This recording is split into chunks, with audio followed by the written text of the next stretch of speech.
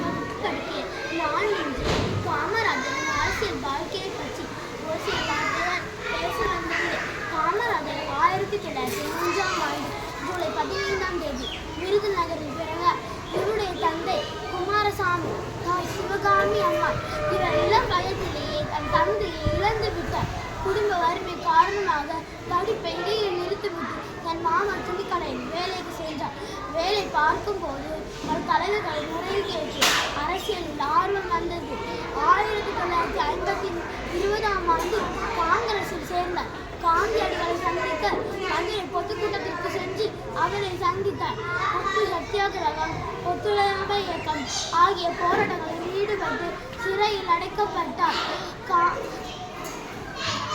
அரசியலில் எளிமை, நேர்மை மற்றும் தியாகத்திற்கு எடுத்துக்காட்டாக விளங்கியவர். தனக்கென்று வாழாததால் பெருந்தலைவர் என்று பெயர் பெற்றார்.